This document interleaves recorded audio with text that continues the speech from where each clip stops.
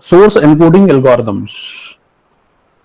So in this, we are going to study mainly three source encoding algorithms. And those three encoding algorithms are, the first is Shannon-Fano source encoding algorithms. The second one is Huffman source encoding algorithm. And the last that we are going to discuss will be the Lampelzev source encoding algorithm, the Shannon-Fano source encoding algorithm. So let's say we consider we have 8 different symbols. We have 8 different symbols. We have x1, x2, 3, 4, 5, 6, 7 and 8. So we have 8 different symbols, and the probabilities of each of these symbols which are generated by the source is given as, respectively, they are given as 0.25 for x1. This is given, right? So 0.25 for x1, 0.25 for x2, 0.125 for x3, 0.125 for x4, x5 it is 0.0625, x6 same 0.0625 and 0.0625. So these are the corresponding probabilities associated with the different symbols which are being generated by the source. एक source से 8 different symbol generate हो रहे हैं और 8 के generate होने की probability हमको दी हुई है. We have to define the set of code for these different symbols. Code को डिफाइन करने का तरीका क्या है शैनन-फैनो में, वो हम देखने वाले हैं. What we are going to do is we are going to create two sets of these set of probabilities. Understand this. हमको इन पूरी 8 प्रोबेबिलिटी को, इन 8 का सम आप करके देखेंगे. You will get to the sum of all these will be equals to 1 only. आप check कीजिए, इन सब का सम जो आएगा वो आएगा 1. इस 8 प्रोबेबिलिटीज का जो डिस्ट्रीब्यूशन है, इसमें मुझे इसको 2 इक्वल पार्ट में डिवाइड करना है. क्या मैं कर सकता हूं? 2 इक्वल पार्ट में मुझे इन 2 सेट ऑफ प्रोबेबिलिटी को डिफाइन करना है. क्या मैं कर सकता हूं? यस और नो. 2 सेट चाहिए मुझे सिर्फ, मतलब आपको 2 टीम की जरूरत है और दोनों टीम इक्वली वेट होना चाहिए. I will draw a line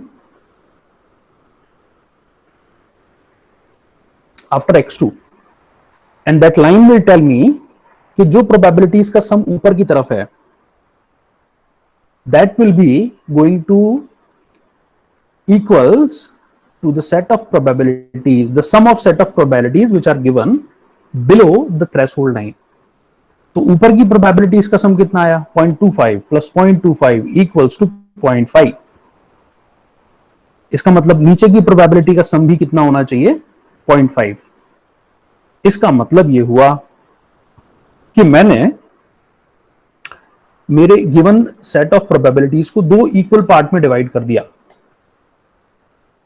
हमने हमारी गिवन सेट ऑफ प्रोबेबिलिटीज को 2 इक्वल पार्ट में डिवाइड कर दिया और दोनों पार्ट जो है वो इक्वल वेट होना चाहिए.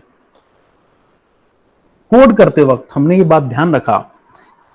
हमने कोड कैसे करना है? हमने एक को, चूंकि हमने 2 पार्ट में डिवाइड क्यों किया? क्योंकि हमारे पास सिर्फ सिंबल से जनरेट होने वाले सोर्स जो होते हैं, they are basically we are going to code it in terms of 0 and 1, binary terms में रिप्रेजेंट करते हैं. तो हम इन 2 जो सेट हमारे पास आए हैं, इनमें एक को हम 0 असाइन करने वाले हैं और दूसरे सेट को 1 असाइन करने वाले हैं. So for my convention I am using this notation कि मैं ऊपर की प्रोबेबिलिटीज को 1 असाइन करता हूं और नीचे की प्रोबेबिलिटीज को कोड 0 असाइन करता हूं. Right? So I assign 1 to the first set जो कि थ्रेशोल्ड लाइन के ऊपर है और I'll assign 0 the second set जो कि थ्रेशोल्ड लाइन के नीचे है. हमारे सिंबल्स को 2 इक्वल पार्ट में डिवाइड कर दिया. 0.5 एंड 0.5, एक 0.5 को हमने 1 असाइन किया, दूसरे 0.5 को हमने 0 असाइन किया। अब हम बात करने वाले हैं, अब आप देखिए सिर्फ उस ब्लॉक को जो कि थ्रेशोल्ड लाइन के ऊपर है। जो थ्रेशोल्ड लाइन के ऊपर है, आप सिर्फ उस सेट को देखिए, और उस सेट में हमारे पास कितने सिंबल्स हैं? 2 सिंबल्स हैं, और इनको भी हमें 2 इक्वल पार्ट में डिवाइड करना है। जब इनको 2 इक्वल पार्ट में डिवाइड करना है, तो इनको 2 इक्वल पार्ट में कैसे डिवाइड करेंगे?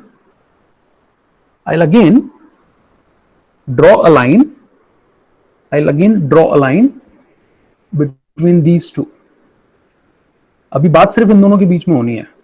So I'll draw a line between these two, और ऊपर वाले थ्रेशोल्ड के ऊपर जो सिंबल है उसको मैं असाइन करूंगा 1, और नीचे जो है उसको असाइन करूंगा 0। आगे अब हम बात करने वाले हैं उस सेट की जो कि थ्रेशोल्ड लाइन के नीचे था। x2 के नीचे वाला एक पूरा सेट है, और उस पूरे सेट की क्यूमुलेटिव प्रोबेबिलिटी का सम 0.5 है। अब इसको मुझे फिर 2 पार्ट में डिवाइड करना है, ताकि इक्वल वेट प्रोबेबिलिटीज 2 अलग अलग सेट को रिप्रेजेंट करें। सो 0.5 when divided by 2 will given you 0.25 and 0.25। तो मुझे इन सेट ऑफ प्रोबेबिलिटीज को 2 पार्ट में डिवाइड करना है, ताकि मुझे क्या मिल जाए? 2 सेट मिल जाए जिनकी प्रोबेबिलिटीज का सम हो 0.25 and 0.25। So I draw line here, और इस लाइन के ऊपर जितनी भी प्रोबेबिलिटीज हैं उन दोनों का सम आपको मिलेगा 0.25, और बाकी नीचे की जितनी भी प्रोबेबिलिटीज हैं इन सब का सम आपको मिलेगा 0.25, राइट। सो थ्रेशोल्ड लाइन के ऊपर वाली प्रोबेबिलिटीज और सिंबल्स को आई असाइन 1, थ्रेशोल्ड लाइन के नीचे वाली probabilities I will assign 0। Assign 1 for the probabilities above the threshold line, and I'll assign 0 for the probabilities below the threshold line. Now, in this set x3 and x4, इस set को एक बार आप observe करें। इस set में अभी भी हमारे पास x3 और x4 दोनों को मैं नोटेशन करने के लिए जो कोड यूज कर रहा हूं दैट इज 01 एंड 01। ऐसा नहीं हो सकता, तो अभी इसको फिर आपको 2 पार्ट में डिवाइड करना पड़ेगा, ताकि x3 x4 से अलग हो सके। और 2 पार्ट में कैसे डिवाइड करेंगे? ताकि दोनों इक्वल सेट ऑफ प्रोबेबिलिटीज आपको मिले। You will draw a line, simple line between 1 to 5। So 1 to 5 के ऊपर वाली probability will be 1 to 5, 0.125। Threshold line के ऊपर जो है वो है x3, और x3 को मैं असाइन करने वाला हूं 1। थ्रेशोल्ड लाइन के नीचे है x4, और इसको मैं असाइन करने वाला हूं 0। सो x3 and x4 can now be differentiated with the 2 different set of code words. The code word that I am going to use for x3 is 011, और x4 के लिए हम यूज करेंगे 010। थ्रेशोल्ड लाइन के नीचे 4 प्रोबेबिलिटीज हैं, 4 symbols हैं, x5, 6, 7 and 8। इनको हमको फिर 2 डिफरेंट सेट में डिवाइड करना है, जिसमें से एक को मैं 1 असाइन करूंगा और दूसरे को 0। So I draw a line where x6 के नीचे, ताकि क्या होगा? ये 2 डिफरेंट सेट्स में कन्वर्ट हो जाएगा। 0.125 उस थ्रेशोल्ड लाइन के ऊपर की प्रोबेबिलिटीज का सम है, और 0.125 उस थ्रेशोल्ड लाइन के नीचे की प्रोबेबिलिटीज का सम है। हमने 2 इक्वल प्रोबेबिलिटीज के सम में ब्रेक किया है, तो थ्रेशोल्ड लाइन के ऊपर I assign code 1, and threshold line के नीचे I assign code 0। Then x5 और x6 इन दोनों को भी आपको 2 पार्ट में ब्रेक करना है। तो x5 को आई असाइन कोड 1, x6 को I assign code 0। Same way x7 और x8 इन 2 को 2 अलग अलग प्रोबेबिलिटीज 2 सेट में डिवाइड करेंगे। x7 को I assign code 1, x8 I'll assign code 0. So this is how हमने हर एक सिंबल को x1 से लेके x8 तक डिफरेंट कोड्स असाइन किए हुए हैं. You may see x1, since it is given with the highest probability, probability सबसे ज्यादा है.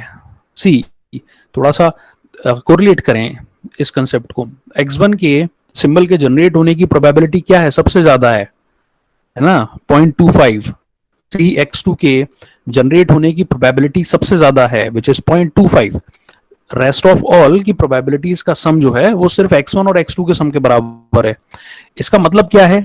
इसका मतलब ये है कि x1 और x2 सबसे ज्यादा टाइम जनरेट होगा और सबसे ज्यादा टाइम्स के लिए ट्रांसमिट किया जाएगा from the source to destination. अब चूंकि ये ज्यादा समय इसके जनरेट होने की प्रोबेबिलिटी ज्यादा है, इसका मतलब इसको छोटा सा स्पेस देना चाहिए.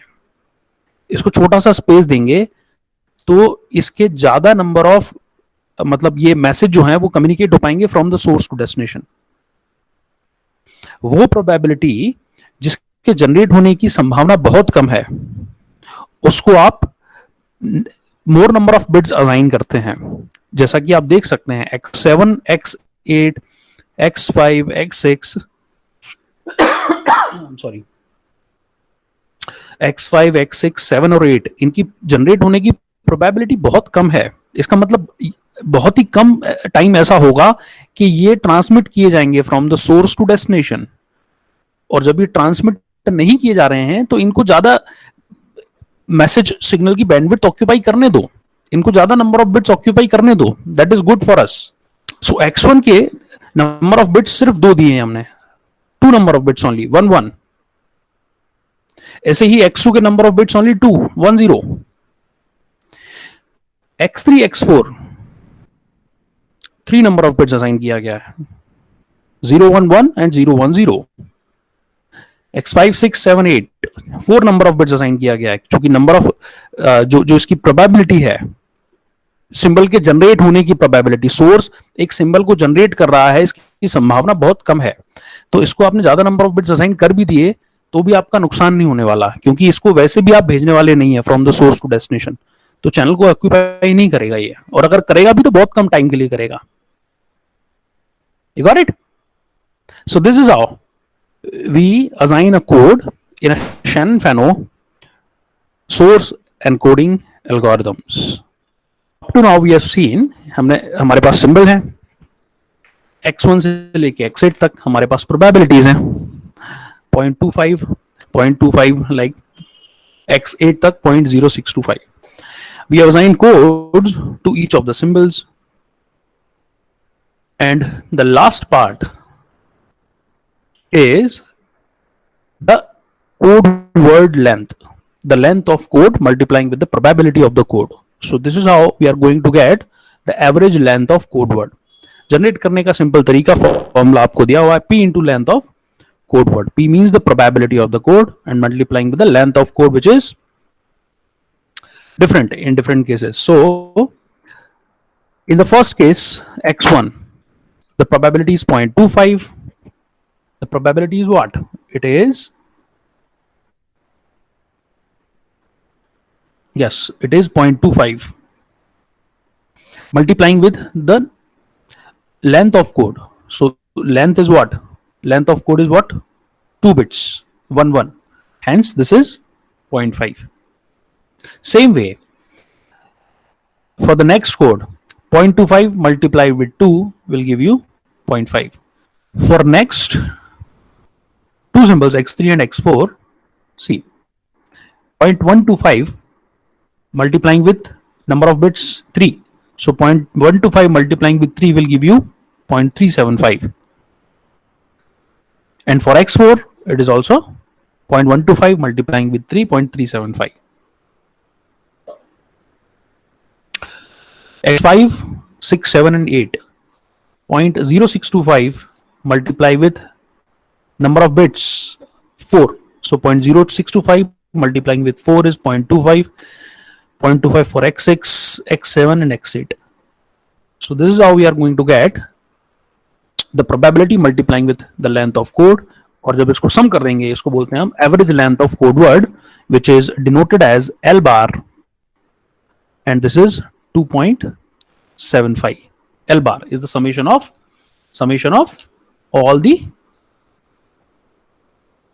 probability, all be probability multiplying with the length of code. So the total is 2.75 in this case. This is known as the average code word length. Let we assume the source is transmitting x3 x5. The code word for x3 was 011 and the code word for x5 was 0011. So the source is transmitting 0110011. At the receiver side, a receiver will start decoding it from the left. It will start decoding it from left side and move towards right side. So सबसे पहले 0 bit को लेगा और आपकी table में check करेगा कि क्या 0 बिट के लिए कोई सिंबल डिफाइन किया गया था. So it will get to no symbol code word 0 के लिए कोई कोड वर्ड नहीं था. So it will go for the combination of 2 code words. 0 के लिए जो सिंबल टेबल था आपने जो देखा अभी उसके अंदर कोई भी code word x1 x2 x3 x8 तक नहीं था. चूंकि नहीं था तो now it will combine 2 bits and try to interpret और डिकोड और पता करने की कोशिश करेगा कि क्या 2 बिट्स के लिए 01 2 बिट्स के लिए कोई कोड था. टेबल देखिएगा, टेबल में पता पड़ेगा नहीं जी 01 के लिए भी कोई कोड नहीं था. So no symbol code for 01. So it will try combining the 3 bits at this time. So when it combine 3 bits 011, table को देखेगा और इसको पता चलेगा कि हाँ जी 011 is assigned for x3. That means x3 symbol के लिए जो कोड वर्ड यूज किया गया है वो है 011. So the one symbol that was transmitted from the transmitter side is x3. This is fixed. आगे बढ़ेगा और स्टार्ट करेगा 0 से. स्टार्ट कहां से करेगा? 0 से. 0 पर फिर वही कहानी, कोई सिंबल नहीं है. कॉम्बिनेशन चेक करेगा 00 का, कोई सिंबल नहीं है. कॉम्बिनेशन चेक करेगा 3 बिट्स का 001 का, कोई सिंबल नहीं है. लास्ट 0011 टेबल में चेक करेगा और इसको पता चलेगा कि हाँ जी x5 was the symbol which is generated by the source has the code word as 0011. So this is how at the receiver side it will decode the transmitted symbols. को transmitted symbols कौन सा transmit किया गया था? This is how it will decode x3 and x5. This decoding is done at the receiver. तो दोस्तों आज के लिए बस इतना ही. इसके आगे के इम्पोर्टेंट कंसेप्ट्स को समझने के लिए हम लोग मिलेंगे नेक्स्ट लेक्चर में. तब तक के लिए stay connected, keep learning and enjoy the electronics. Good bye.